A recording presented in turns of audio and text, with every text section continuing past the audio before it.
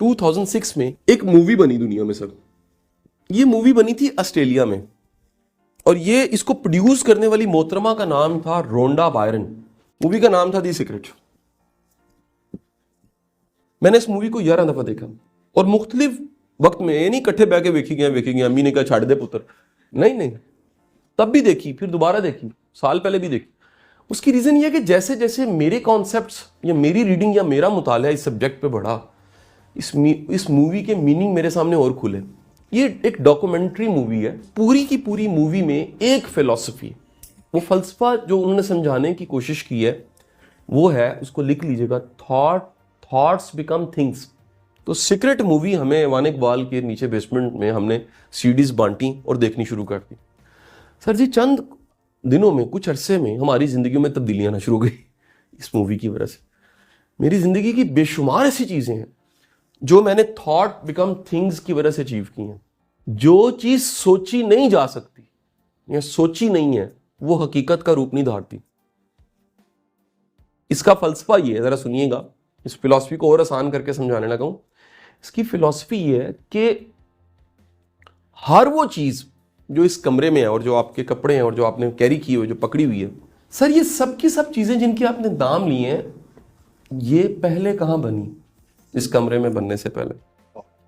या फिलॉसफी ये कहती है इस किताब की या इस मूवी की, जो चीज यहां नहीं बनती वो इस दुनिया में भी नहीं बन सकती। अब बज़ाहिर ये बड़ा आसान सा लगता कहना, लेकिन आप सोचें कि कहीं एक क्वेश्चन पैदा हुआ होगा पहला। अच्छा सर, दुनिया में बड़ी थोड़ी सी चीजें ऐसी हैं जो एक्सीडेंटल बनी है, हादसतन बनी है, पेंसिलीन की दरियाफ्त। अच्छा लेकिन जरा गौर कीजिएगा, उससे पहले प्रॉब्लम थी, तो हम कह सकते हैं कि उस प्रॉब्लम के सॉल्यूशन में कोई चीज बनी बेशक एक्सीडेंटल। ठीक है जी। सर एक प्रॉब्लम था कुछ साल पहले तक, आप सब ने हमने फेस किया है कि जो टैक्सी वाला था पैसे बड़े लेता था। It's a problem. सॉल्यूशन क्या मिला? उबर आ गई। उबर इज अ सॉल्यूशन। सॉल्यूशन क्या कि आप अपने घर पे बैठे एक ऐप के जरिए उबर बुलाते हैं, वो गाड़ी आपको घर से लेती है, आपको ड्रॉप करती है और सॉफ्टवेयर बताता है इतने पैसे हैं, आप उससे आर्ग्यू नहीं कर सकते, आप उसके साथ फड्डा नहीं, और अगर आपको प्रॉब्लम है कंप्लेन कर दें आप उसकी। ऐसे ही है सर। अब हुआ क्या सर, एक पूरे का पूरा एक प्रॉब्लम से सॉल्यूशन की तरफ इनकलाब आ गया। दुनिया में सर लिखना बहुत बड़ा मसला था। दुनिया में आप चंद साल पहले तक, आप, मैं जो गांव से बिलोंग करते हैं, हम दवात, गाची, स्लेट, तख्ती से वाकिफ थे। सही कि नहीं? हम क्या करते थे सर, हम बकायदा तौर पे डोबा लगाते थे, दवात में डोबा लगा के फिर ऐसे करके लिखते थे, फिर मुकता था, फिर डोबा लगाते, फिर। अच्छा आप जरा अंदाजा लगा लें कि उसको, उस तख्ती को दोबारा से इस्तेमाल करने के लिए उसको क्लियर करके, दोबारा उस पर भराई करके, फिर सुखा के फिर लिखना था। यानी आपके चंद हरूफ लिखने के लिए उसके पीछे जो तरद्दुद और मेहनत है वो कितनी ज्यादा।